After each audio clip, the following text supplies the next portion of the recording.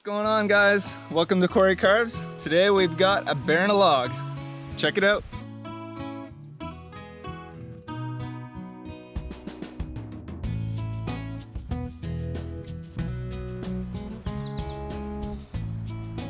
Been a whole year since I made a proper video, other than a couple shorts, and I wanted to start filming a little bit of my chainsaw carving.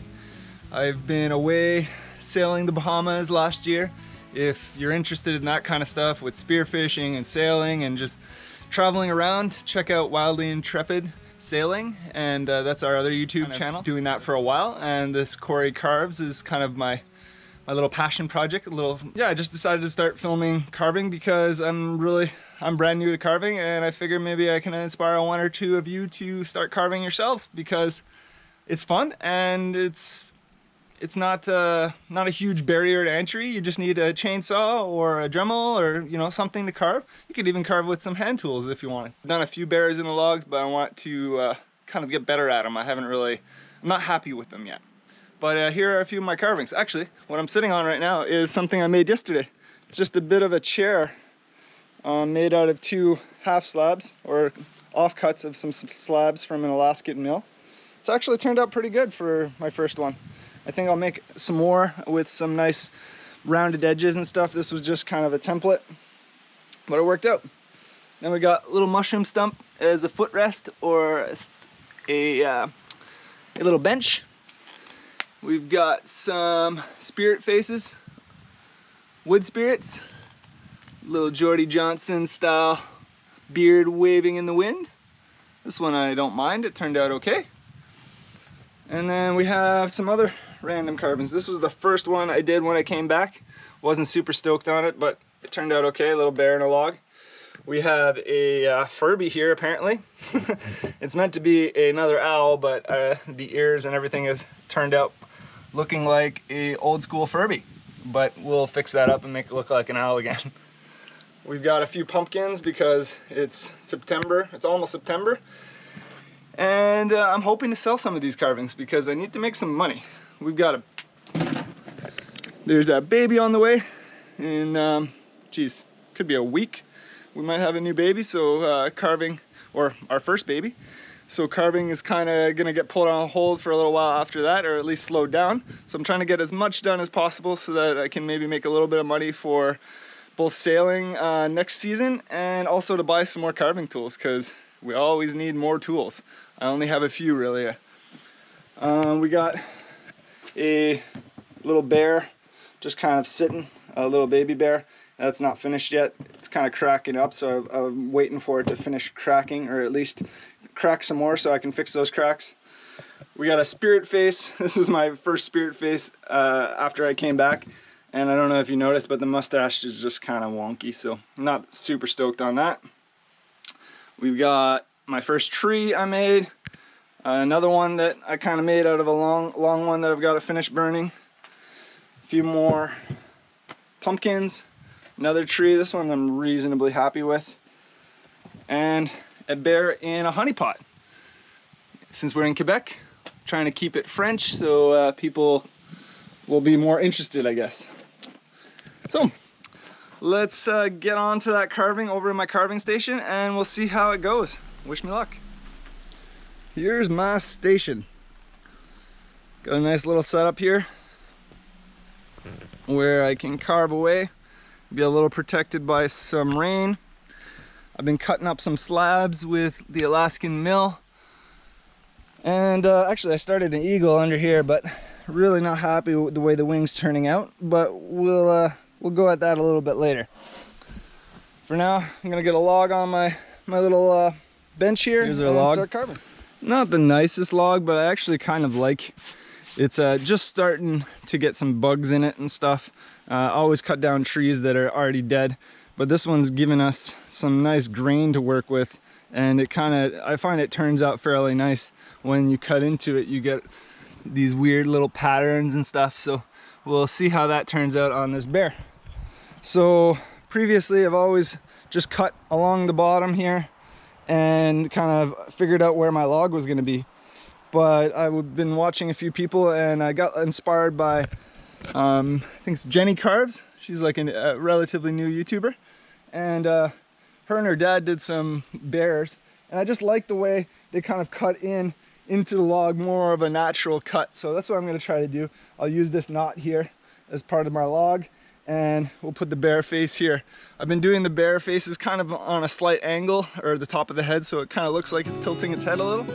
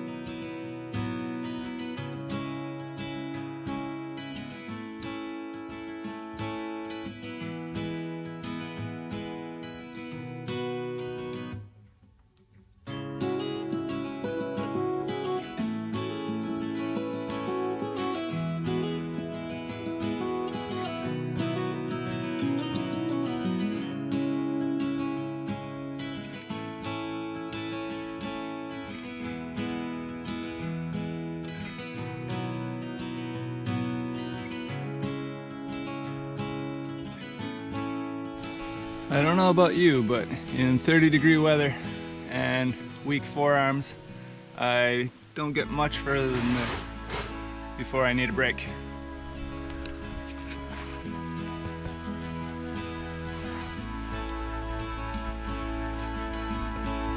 So I got some basic blocking out done. Now I just need to start rounding it off, get some detail in there, finish off the arms, and she'll be finished.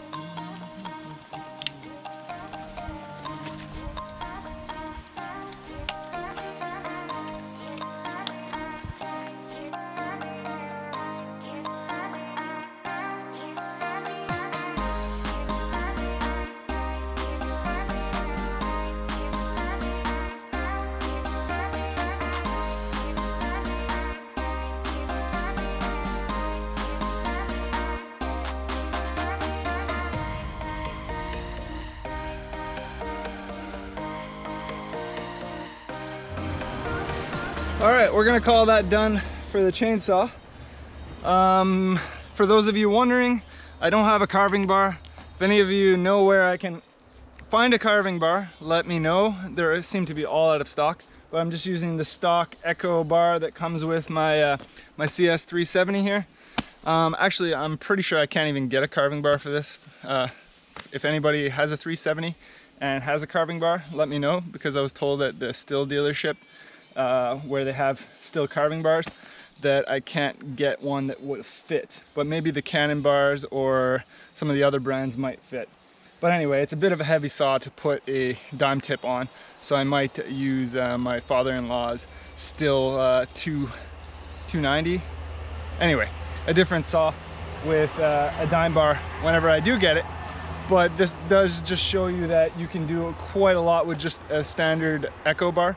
The tip of it is fairly small comparing to a lot of the other bars, but just be extra careful for kickback, because of course it does kick back because it's not a small radius here. So just keep that in mind if you're going to use this stock bar. Don't blame me if you get some kickback and hurt yourself. Just be extra careful. So yeah, we're going to get this over to the little Dremel station and get some detail put in, and then we're going to burn it, flap sand it, and she'll be pretty much done.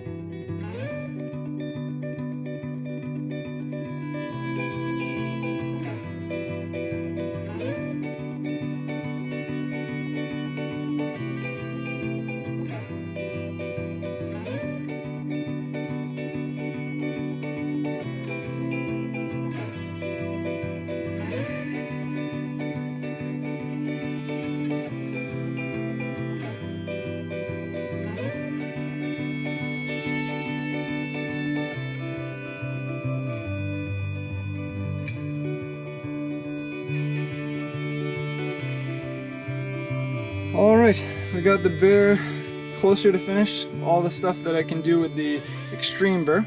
Speaking of which, if you're curious what I'm using the Kutzall Extreme Flame Burr here for most of the Dremel work. And then I also have a few more bits, cheap bits from Amazon like this guy that I'll go in and get a little bit of the more detail. They do a cleaner job, but they're not really that, well, I mean, they're sharp, but they don't cut nearly as much as the Kutzall bits. I'm getting a Kutzall bit something like this in the mail that should make my life a little faster and easier. Speaking of which, I ended up doing a little bit of the fur down here because I completely forgot to do the fur when I was chainsaw carving. So I'm gonna bring this back, do all the fur. A couple more tools I find useful. We got the flap sander for after I burn it. If the wood was wetter and my burr was getting all clogged up, I would have just flamed it first and then started cutting. It would have saved the burr from getting so clogged up. But I've got the little flap sander. I talked about this in a short, my last short, but basically I had made this. If you guys want to see a video on how this is made, just let me know. There are some videos out there, but I made a basic flap sander. I guess it would be called the Sandoflex style sort of flap sander.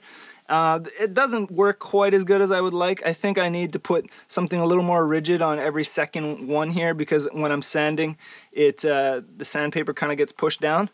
But I find it a lot better than this because the sandpaper kind of gets destroyed. I might try making another one of these with wider sandpaper and I might get destroyed less. I don't know, we'll see.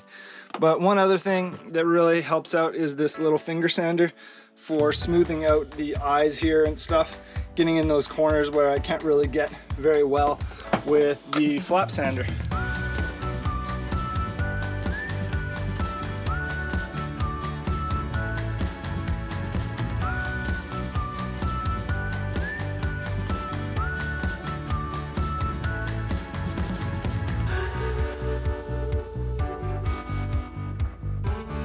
I'm gonna follow the lines here, and instead of just digging the edge of the blade right in straight on, I'm gonna go on an angle which should make more triangular cuts into the wood, and then I can kind of, you know, follow the shape that I'm going for on either side like this. Cue the time lapse.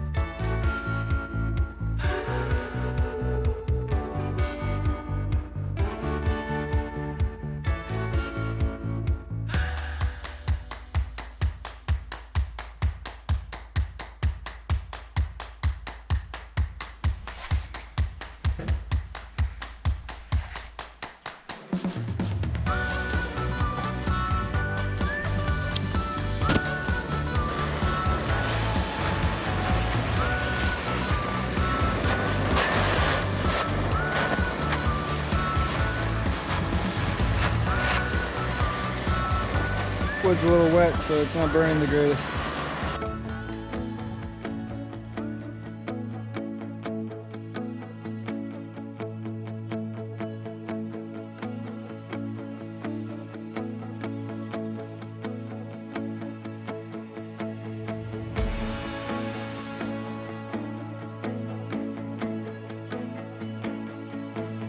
We need a bit of paint on the nose and the eyes. And I think that's it. I mean, you could spray the whole thing if you wanted the black bear, but I like the look of the burnt look. It gives the fur some texture. You gotta burn quite deep. It might be faster just, especially if the wood is wet, to just spray paint it and then sand it. But then I get my sandpaper all full of spray paint, so I don't know. Normally I'll just let it dry for a day and then I'll come in and burn it because then I use less propane and it goes a lot faster.